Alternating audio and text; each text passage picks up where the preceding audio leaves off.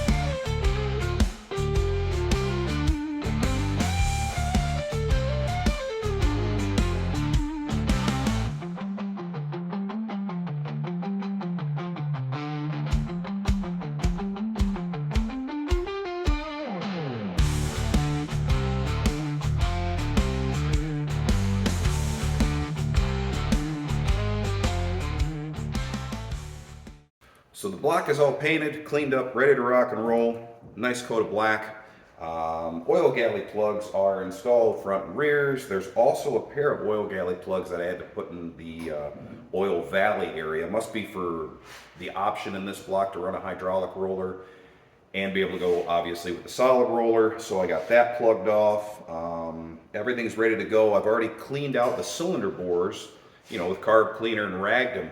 But this is an important step that an average engine builder is going to kind of forget, is doing what my old man showed me a long time ago, was using automatic transmission fluid and cleaning out your cylinders. Even though you think, hey, I went through and I used carb cleaner and I ragged them out and we're good to go. I'm just going to show you, I've already lathered these up, and just to give you an idea of just how much more extra work it is, but it pays off. It's just the fact of we want to make sure those cylinders are nice and clean. So, like I said, this is just showing you one cylinder, and you know what transmission fluid's supposed to look like, nice and red. So, that right there. As you can see, that is not red, that is dirty.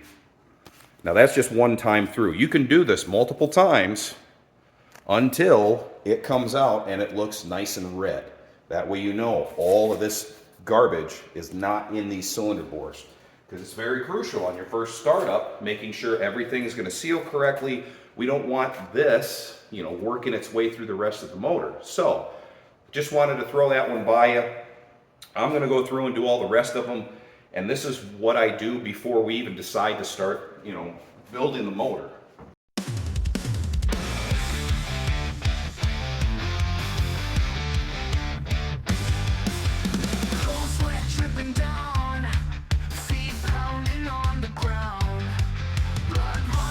To the core, push hard and scream for more.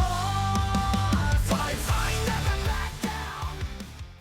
Got all the pistons done, everything's cleaned out. I was going to run you through like 3 rounds of doing what I did here, but also don't forget lifter bores. You saw me go through and do the lifter bores. do your lifter bores. All that machining, oils and gunk and all that will end up in your lifter bores, and believe me, they, I was going to show you a couple of wrecks. They get really, really nasty, so fully clean those out as well. Make sure there's no debris in there. Time to start miking things out to get ready to install the crankshaft. Now, what I'm using is just a standard micrometer, and I'm just going to use the back side. Once I feel it go click, click, click, I'm going to lock it in, and it's just going to lightly be snug. Now keep in mind, this entire procedure, you're going to do the same thing on the connecting rods. But I'm just showing you how to set this up on the crankshaft. Now this is the dial bore gauge. Once the micrometer's set up, then you're going to zero out the dial bore gauge. Once that's zeroed out, then we move back over to the block, torque down the main caps to what they're supposed to be, 110 pounds. Then you're going to go to the tightest point of the dial bore gauge. That right there is your bearing clearance. I'm at 37 thousandths, so perfectly fine. I'm happy with that. Time to lock the crankshaft in. Once the crankshaft is in, then what I'm going to do is I'm going to check the thrust, and I want to be between around 4 to 7 thousandths, and in this case we are at 5 thousandths, so everything is good to go, ready to rock and roll. So what we got going on this side of the shop? A little more done with the go-kart. Hello. So what have you gotten done since the last time? You got what? Transmissions out? Transmission behind you. Where's it? Oh. There's the tranny that was in this bad boy. And then we got the numbers off the motor.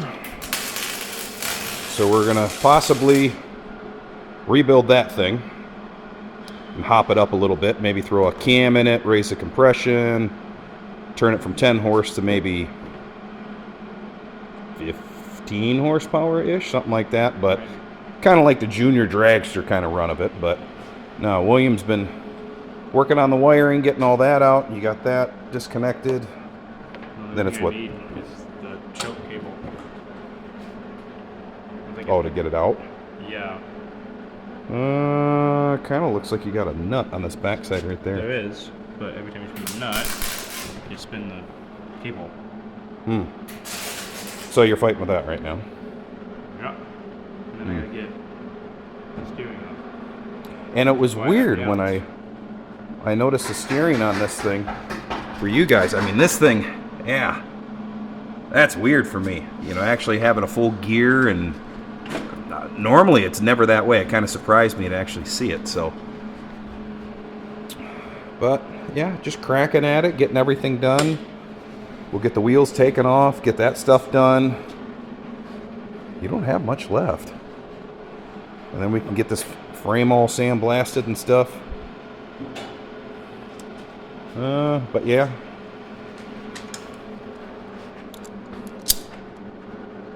I don't know if you need me to hang on to something. Well, if you can stop the wire from spinning.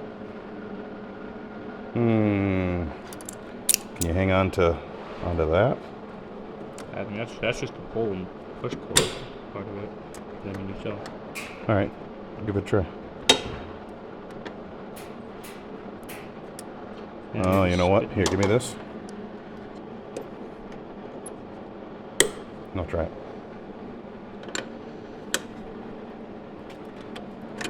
Still spin the back cord.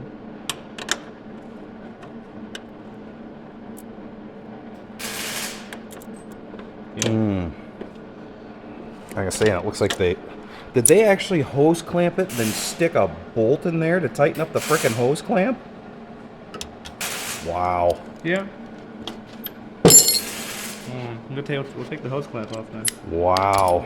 You know what? You might be able to take the cord, like take this off and pull the whole cord right out. Might as well give her a try. Yeah, at this point. Wow. Throw a bolt in it and then tighten it up with a hose clamp instead of just either getting the right hose clamp or fixing it the way it should be. Wow. And then we got Shul over here busting his rump.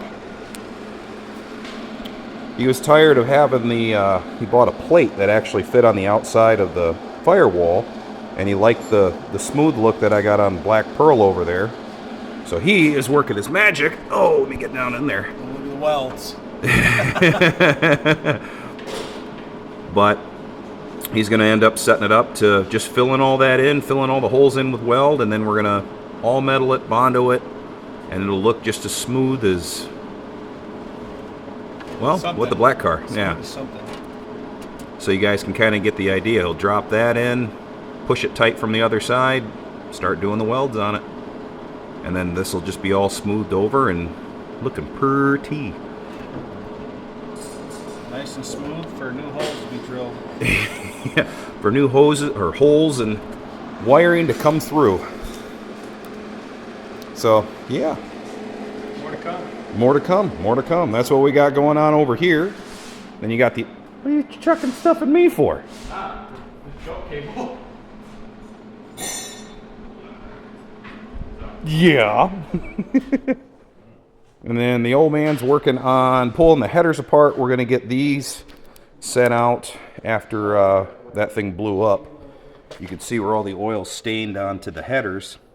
Well, he's going to send that stuff in and going to get just a new jet hot coat or ceramic coat put on there. So that's what he's working on right now. And then I'm working on getting the Procharged motor together. So that is what's going on right now in the muscle car custom garage. But that's what's working out right now, and it looks like the boy will have the go-kart pretty much torn down. The body sitting over here. We just had to get it out of the way. So we're going to do some modifications to this thing. Possibly on the fender. The front fender is actually higher than the back fender. So we might cut it and then lower the fender down and give it kind of that lowered look, more correct to like a 32 Ford. Maybe. We're not even at that point yet. First things first is getting everything torn apart and then sandblasting the frame. We'll probably go through, like I said, rebuild that motor and hop it up, make it something a little nasty. Go through the transmission, make sure all that's working good. So, but let's get moving back on the 540. Don't forget to check your rod journals on the crankshaft before you install the crankshaft for good, because you're going to want to use the dial bore gauge on the connecting rod after you torque down the connecting rod cap. Now, this portion of it, obviously, we are doing ring gaps. 30 on the bottom, 32 on the top. I go through, fully do all my rings before I even install the first piston. Now, obviously now I'm dropping all the pistons in. For a little tech tip here for you guys, don't torque each one down. Put them all in first. Once you get all 8 in, then go through and torque down all your caps. And don't just do one bank, passenger side, driver side, because your rod's going to slightly twist and it could mess up your torque specs. So get them all in first. We wrapped up on the short block. It is all finished up, ready to rock and roll. Last thing I ended up doing was figuring out deck height. So I got this all established, all set up. Found out I'm about 25 thousandths. Well, I am 25 thousandths, not about, but I am 25 thousandths in the hole. So establishing all that with head gaskets and cylinder head volume and all that, we're at 8.95 to 1 compression, so basically 9 to 1. It's as far as I'm going to go today or this weekend. The goal was to get the short block together. Next one is going to be degraining the camshaft, getting that installed, figuring out top dead center, oil pump height. There's a couple of little things that are left, but to me this is always the big thing. Get the short block together. You know, that's the meat and potatoes. So I hope you guys dug it. Hope you guys enjoyed everything going on. We got a whole bunch of other stuff going on down at the other end of the barn, and Schuler's will show you more on his Camaro, on getting the firewall all wrapped up and smoothed off, and you know, just looking at that extra step. You know, instead of just throwing a panel on there, actually blending it all in. Right now he's going to be doing some all metal and some Bondo work, and I'll show you guys that in the next one. And then William is still working on the go-kart. Hopefully, we got to figure out some stuff with the motor. We ended up finding out the Tecumseh is the original motor to it, but it's hard to find parts for a Tecumseh.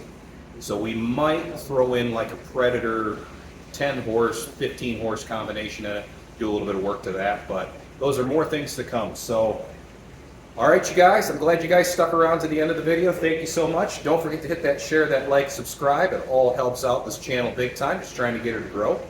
And nothing more to say except till we meet again, my friends. Stay cool. Keep working on your hot rods.